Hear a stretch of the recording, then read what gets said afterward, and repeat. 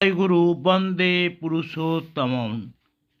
কেমন দম্পতি দেব শিশুর জন্ম দিয়ে থাকেন? চক্রবর্তীদার স্ত্রী রেণুমা সন্তান প্রসবকালে মারা গেছেন। সেই সম্পর্কে শ্রী ঠাকুর দুঃখ করে বলেছিলেন, মেয়েরা সুপ্রযোজন নীতিগুলি যদি ভালো করে জানে কিনা জানি না, নারীর নীতি নারীর পথে বইগুলো বোধ হয় সবাই ভালো করে পড়েনি কিংবা জেনেও পালন করে না। মোকথা কথায় আমি যা বলছি ততটুকু যদি করে, মাতা পিতা ও সন্তান সকলেই ভালো হবেই, এবং তা সব দিক থেকে দিয়ে জাতির স্বাস্থ্য, আয়ু, ধী এবং কর্মশক্তি দেখতে দেখতে বেড়ে যাবে। বিয়েটা ঠিকমতো দেওয়া লাগে, বর হওয়া চাই সর্বাষ্টে শ্রেষ্ঠ। বিশেষত বংশে অনেকেই এদিকে খেয়াল দেয় না, তার ফল ভালো হয় না। বরের কুলকৃষ্টি ও প্রকৃতি কন্যার কুলকৃষ্টি ও প্রকৃতির পরিপূরণই হবে, আবার কন্যার কুলকৃষ্টি ও প্রকৃতি হবে বরের কুলকৃষ্টি ও প্রকৃতির পরিপোষণী। কন্যার কুল ও কন্যা নিজে ওই ছেলেকে পেয়ে নিজে ধন্য মনে করবে। এমনতর শ্রদ্ধাপ্লুত ভাব নিয়ে যে মেয়ে আসে, সে স্বামীর সংসারকে তার তীর্থক্ষেত্র মনে করে যথোপযুক্ত সেবায় সকলকে নন্দিত করে সার্থক হয়ে ওঠে। সংসারকে সে উপচে তোলে তার বুক ভরা প্রীতি ও প্রাণন পোষণী দক্ষতা নিয়ে।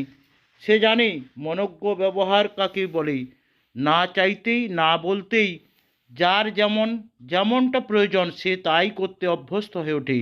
আর মেয়েদের এই সব শিক্ষা ছোটবেলা বা ছেলেবেলা থেকে দেওয়া লাগে।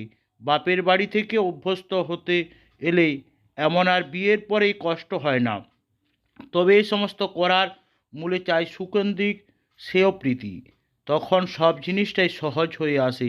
মেয়েরা যদি পিতৃভক্ত হয় তাহলে সেসব মেয়েরা সাধারণত ভালোই হয়।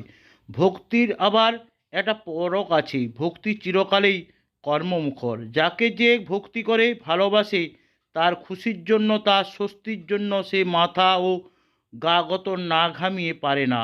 আবার নিজের চরিত্রটাকে সুসজ্জিত করে তোলে তেমনতর করে। এই করতে গিয়ে তার প্রবৃত্তিগুলোর নিয়ন্ত্রণ হয়ে ওঠে।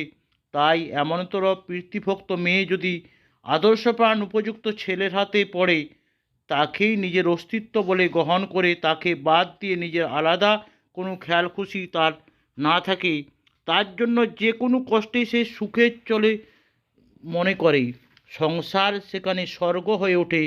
আর তেমনতর দম্পতির ভিতর দিয়েই দেব শিশুর আবির্ভাব হয়। বংশ পরস্পরায় বিয়ে যদি ঠিকঠাকভাবে হতে থাকে, তবে দেখা যায় একটা বংশ কেমন করে ধাপে ধাপে উন্নতির পথে এগিয়ে চলেছে।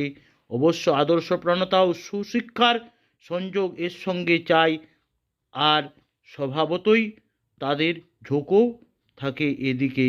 সকলকে জয় গুরু বন্দে পুরুষোত্তমম।